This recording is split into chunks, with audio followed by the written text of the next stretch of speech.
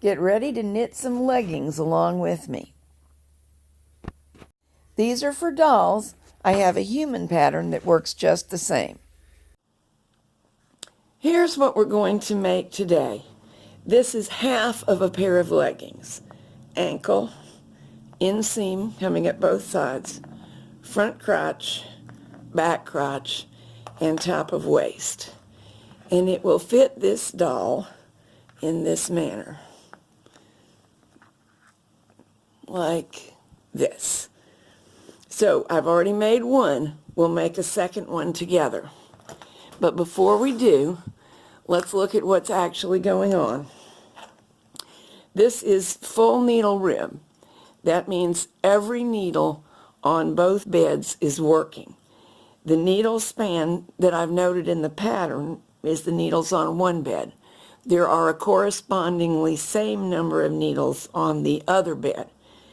So in fact, there were 48 stitches, 48 stitches if you count what's on both beds. But with full needle rib, you never do. You count one face of the fabric. So if you counted across here, you would get the numbers I'm showing you on the diagram. The fabric is completely reversible and completely non-rolling and easily stretches to double its width or more. That's why it's so great for leggings, because we want them to fit tightly. This pattern is identical in doll sizes to the ones that I've made for adults, named the Toasty Tushy leggings.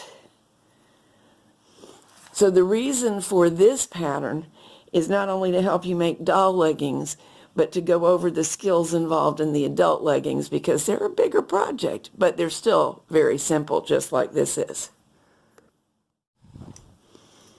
We will cast on 10 stitches, that's per bed, in full needle rib using the tubular or circular cast on.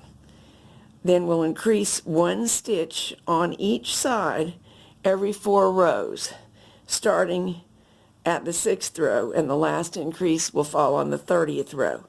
By that point, we will have 24 stitches in work across the upper thigh area. When we reach the crotch, we'll bind off 1 on one side, 2 on the other side. But take note, on the adult leggings, I do all the bind-offs as I did on the seat side. On the doll leggings, since it's only a decrease of 1, we are just going to transfer it. But it's super important that this area at the crotch remain really stretchy. It's way more important in humans than in dolls. So we're not going to bind off on the machine where it can be hard to control it and get a stretchy enough bind off in full needle rib. Instead, we'll remove those stitches onto a stitch holder. On the adult leggings, I do it by running a strand of contrasting yarn through them on a yarn needle and dropping it down between the beds. On this, with only 2 stitches on each bed, I was able to use a safety pin. And then we will chain these off to bind them off, keeping it really stretchable. After that point, we knit straight up to the waist and scrap off. Again, binding off as stretchily as possible. And again, even more important for humans than for dolls. Here are the crotch stitches for the back crotch. There are 4 of them in total, 2 from each bed. And when removing them from work, I left this loop of yarn. So now I'm going to snip it at the halfway point. Now I'm going to select the piece that's right close to the end stitch. That's the piece. One piece of the yarn is extending from the final stitch of the crotch, so that's the one we're going to work with. Pick up the last stitch on the tool, pull it, chain loop through. All right, that stitch is now secure. Come across the work and repeat. Whoops, I've got to make sure that I picked up both of the loops of my double-stranded yarn. This is 2 strands of yarn run together, remember. Now I'm ready to do the same here. Pull through a loop, nice and loose. It goes against the grain to make it as loose as you probably want to, but remember, nobody's going to have their eyes down in this area. And you would be picking up straight from your stitch holder probably. I removed mine, which makes it more challenging for me, but you can see what I'm doing better. If your stitch should start to run, mine just did, there is no tragedy. Pick up the bottom where it's run to, relatch the bar that ran. Now we pick it up in the normal way and pull a loop through it.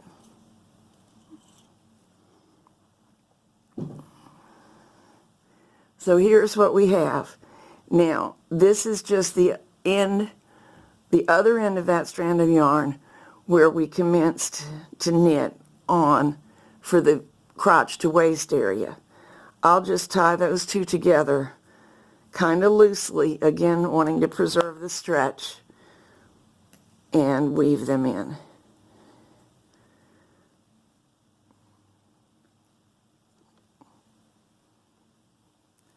Like that. I do go ahead and make a true knot. I don't want it to back out. You can do what you think is appropriate. Here I'm finishing up by weaving in the yarn tail that falls at the crotch. I've worked the tool in and out of the edge of the crotch, and I'm going to pull those tails through. There's a nice neat curve with them hidden. Let's take a look together at this machine before we get started, because you won't always get to see me making the adjustments. I'm going to have to see a little bit. On this Superba, this is the size selection mechanism. Where that is pointing is now stitch size 6. We'll be beginning at stitch size 1 for the zigzag row, and then increase to stitch size 3 for most of the knitting. It will be a similar size on whatever machine you decide to use, and any double bed machine may be used, but it may not be the identical size. I've adjusted it here to get 8 stitches and 10 rows per face of the fabric, per inch on one face of the fabric. Now on a Superba, that's circular knitting. One bed will knit one way, one the other way.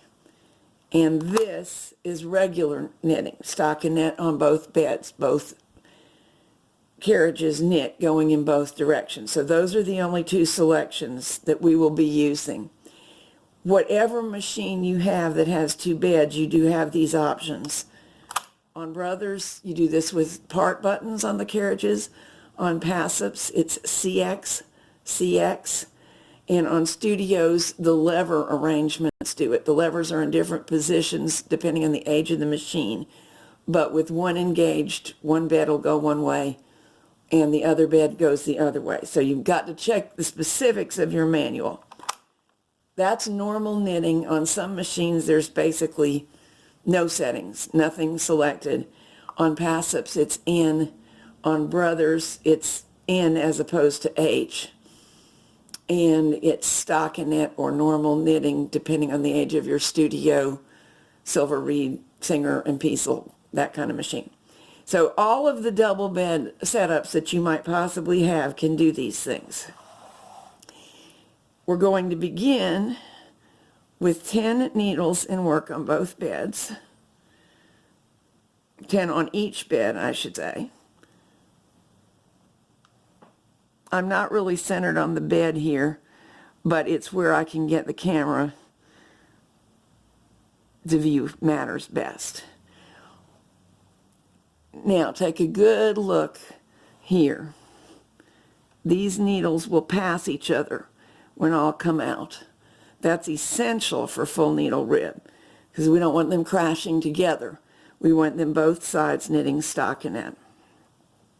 So that's how we start off. Now, where you can't really see what I'm doing, I'm threading the carriage. If this were a pass-up, I'd be putting an eyelet in. On most other machines, it's simply putting the yarn in a slot.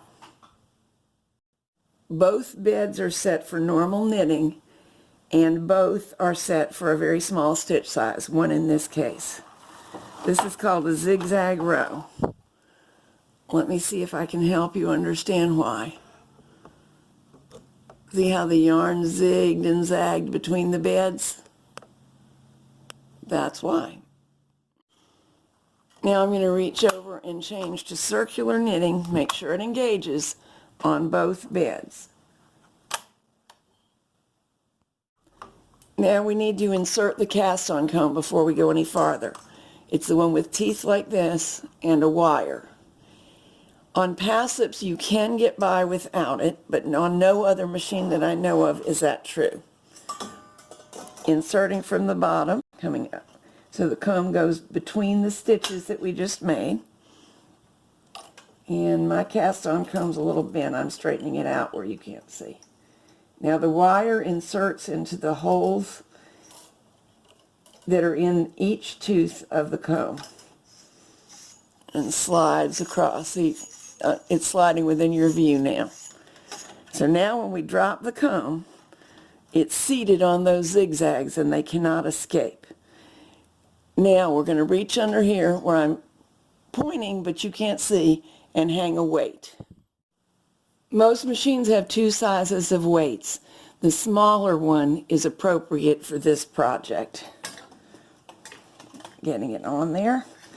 Make absolutely sure that none of that cast-on comb is popping up and getting in the way. Double check that you are on circular settings. Increase your stitch size. I like to for this machine. Some machines you can stay at stitch size 1 for the tubular or circular cast-on. 2 rows. Let's zoom in and you'll be able to see that each bed only knitted one time.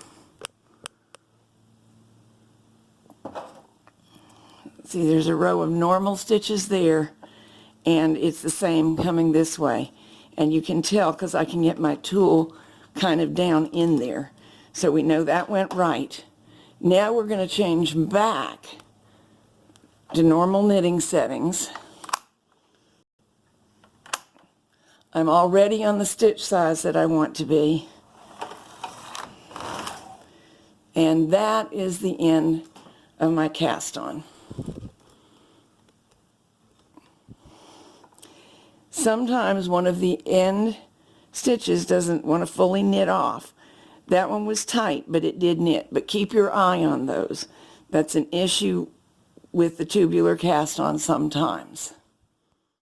Time to knit 6 plain rows.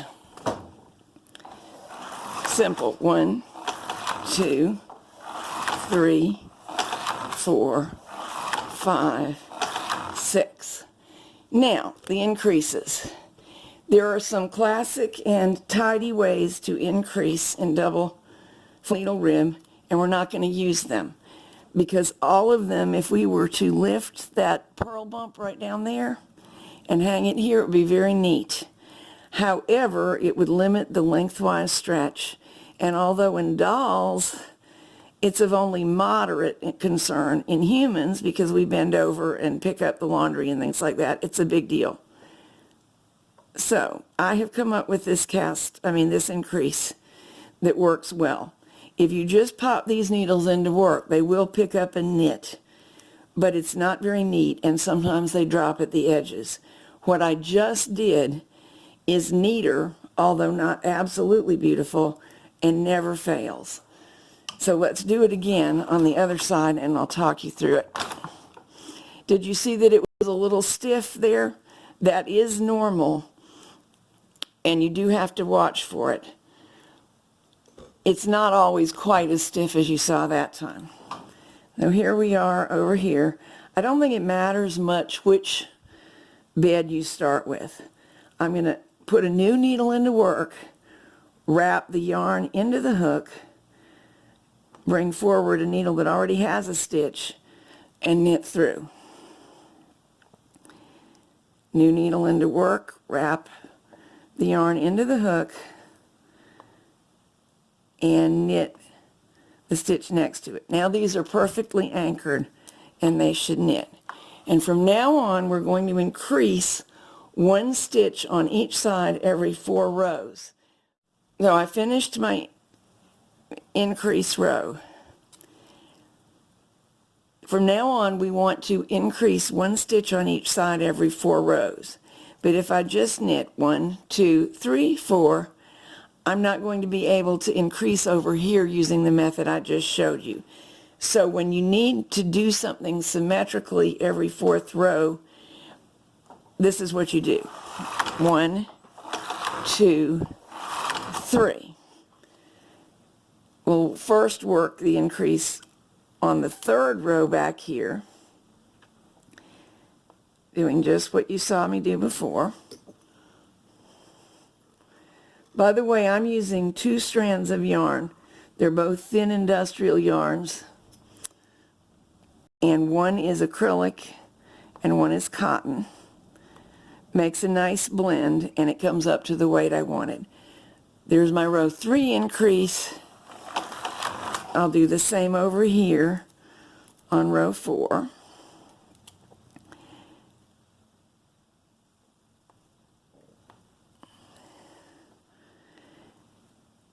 Now when I start counting again, 1, 2, 3, I'll do it on the 3rd row as I just did, but you can see that since I already knitted 1 row to the right,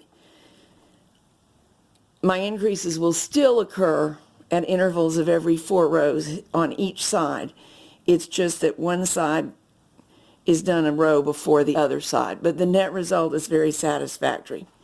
So, in order to keep myself from getting a huge crick in the neck, I'm going to finish my increases off camera, doing just what you've seen me do, increasing every 4 rows until 30 rows have been knitted and 24 stitches have been working. And I'll see you when I'm done with that. All of my increases are done. So now I'm going to knit straight to row 34, and after knitting that is where the crotch decreases arise. I should tell you something though. For a piece of knitting this small, I didn't need to do it, but you may want to hang a heel grip underneath, because as the knitting grows in width, the weight is right under here, and these stitches aren't evenly weighted, and on some machines that's a problem. In the doll size, it wasn't on this machine, but I made adult ones on this machine, and it most definitely is. For them, I moved up the cast-on comb repeatedly as soon as I could and kept adding edge weights. Let me turn these so you can see. They have lost some of their paint. They have these very nice prongs that go into the knitting, and they're heavy. I also have some fork weights that I've made that work just as well. They are in my book, Cheap Tricks and Cool Tools for Machine Knitters, if you need to make yourself some, because these things have become incredibly hard to find and incredibly expensive. So let's knit our last 4 rows. Always watching to make sure your edge stitches are behaving themselves. Mine were good. Now we're going to decrease 1 stitch on the front crotch side and more stitches on the back crotch side. That's true of dolls and virtually all humans, because the crotch curve needs to be longer in the back. On the human pattern, the difference is much greater. But if you've ever done a sewing pattern, you've seen that the seat seam and the front crotch seam are similar, but the curve is much milder on the front than it is on the back. This goes under the tushy. Now, usually it is important that you do 1 piece with the small increase here and 1 with the small increase here. In this case, the fabric is completely reversible. If you have succeeded in making it so, it doesn't really matter, because you can just flip your pieces. I will tell you one thing. In a true double bed machine like this Superba, it almost always works to choose stitch size 3-3, which I did, or whatever your numbers are, match the front and back. But what we really want is to match the stitches, not the dials. And Japanese machines were not always made to be the kind of match that double bed machines were, because the ribbers were sold separately. Plus, time has gone by, and the amount of wear and tear on your ribber may not be the same as the amount of wear and tear on your main bed. Therefore, for those working on Japanese machines, and also true double bed European machines, but particularly Japanese machines, it's a really good idea to swatch with the same stitch sizes and different ones and see when do you get your identical fabric, because that's the real goal. My carriages are out of the way on the right, and now I'm going to pick up the end stitch and pick these stitches up in order onto my tool with some waste yarn attached. 1, 2, they want to catch on these needle hooks, but we're not going to permit it. We can pull the hooks out of the way closed, and that'll put an end to that. Let's get the third and the fourth one. Remember, this is 2 stitches on each bed, so it's noted as a 2-stitch decrease. But because of the beds alternating, there is in fact a correct order. The one farthest right should go first, then the next one, and so forth. All right, the stitches that I need bound off for the crotch, which we will take care of the true bind off later, they are all on there, and we're just going to drop it off.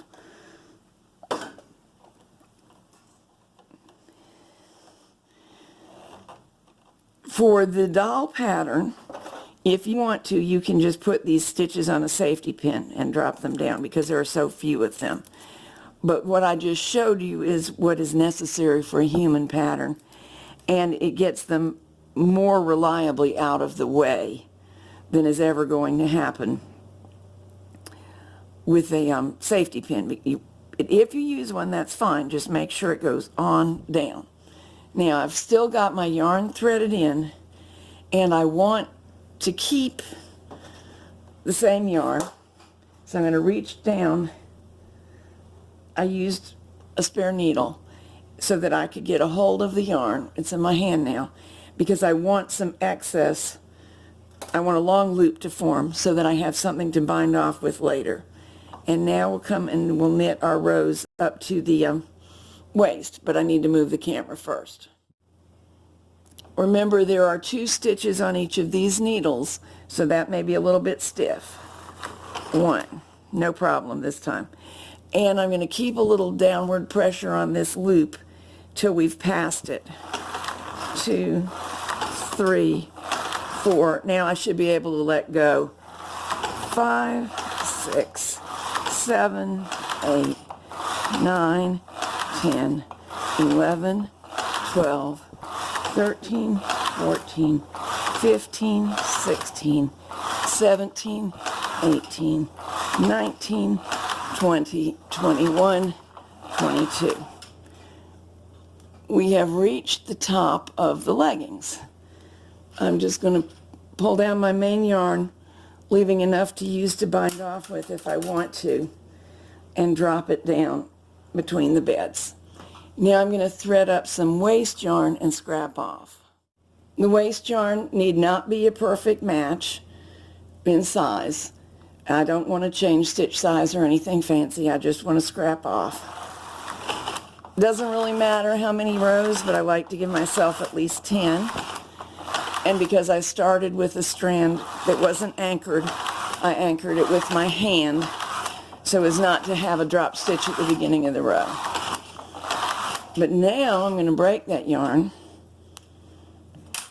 put my hand underneath, there I go, and hold on to the work, because I'm just going to knit till it does drop off. And voila. Now we're still attached to the cast-on comb, of course. pulling out the wire. That releases the fabric without harm. So I can set my comb and my weight aside. This fabric's been stretched on the comb both directions, so it almost always looks better if you give it a little lengthwise tug. Of course, washing will also set the stitches.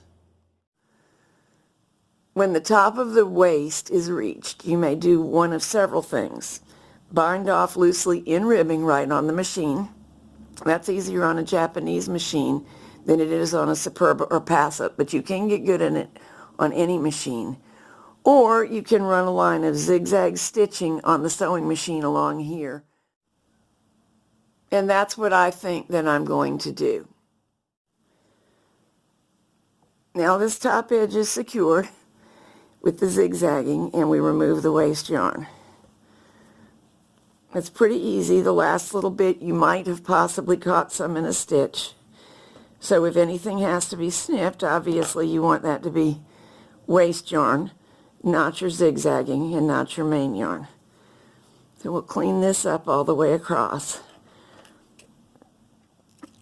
With the adult human version, I give you a way to make the waistband fall exactly where you want it, even though we all have shape differences. It's called the perfectly placed waistband.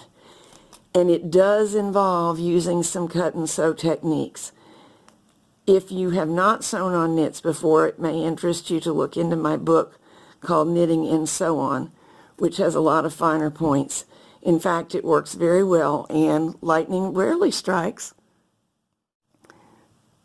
Here I'm finishing up by weaving in the yarn tail that falls at the crotch. I've worked the tulle in and out of the edge of the crotch, and I'm going to pull those tails through.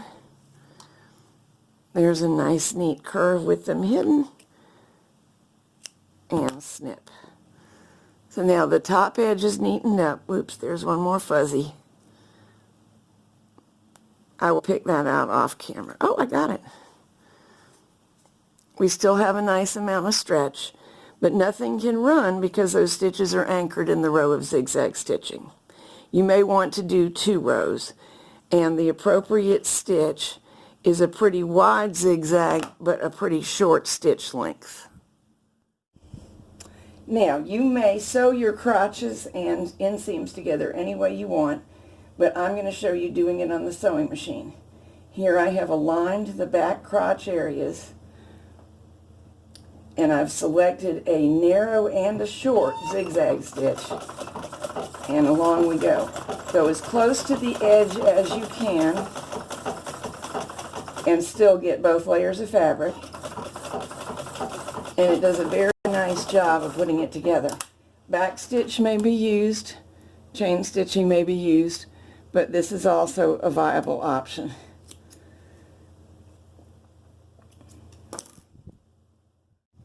Now both the front and the back crotch are completed, and I'm going to do the same with the inseams. But before I do, I wanted to show you what the increases look like. And you can do a very nice job sewing just where my thumbnail is, just to the inside of those increases. We'll sew either up to the crotch and then down to the other ankle, or the more classic way is to start at the crotch and go down. It's more important for humans that you start at the crotch than it is for the doll.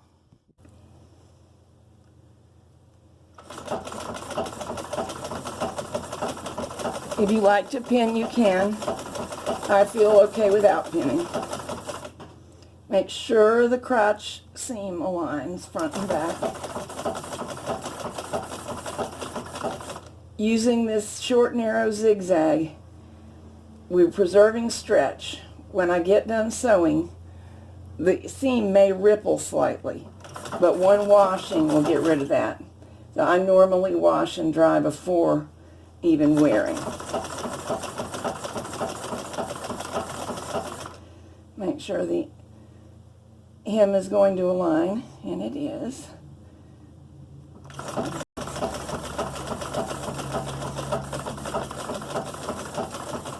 Okay. And we're done. Now I can trim all that right up to the fabric because everything's cotton secured. Here are the completed leggings, but we have one more step. For humans, we make a real waistband. For dolls, I'm going to run a strand of elastic cord right through the top edge.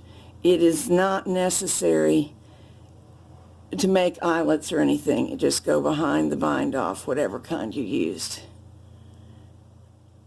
And because of the ribbing, it's really easy to find a good place to go into. I go in next to every stitch that's on my side of the fabric, like that. Maybe a little tight as you go to pull through, but it shouldn't be a big problem. There it goes. So we'll do that all the way around. Here it is all the way through. I started in the center back so that my closure would be in the center back. And all I'm personally going to do now is tie it in a knot while we fit the doll. Later, if you want to, after your shirt's the right amount of elastic, you can come back and neatly hand sew the ends together and trim off any excess. Or you can leave it like a drawstring in yoga pants or something like that. If you want to leave the drawstring look and make a bow, you might want to start in the front instead. Here she is from the back, her cute little backside, and from the front. And thanks to the full needle rib, even though she has these big feet with shoes on, there was no problem getting the pants onto her. This is a Lamely doll. She's the same size basically as a curvy Barbie. And these pants, leggings, will also fit curvy Barbie. I do not know if they will fit regular Barbie because I don't have one. But they're cute and they're fun and they may fit other 11-inch dolls.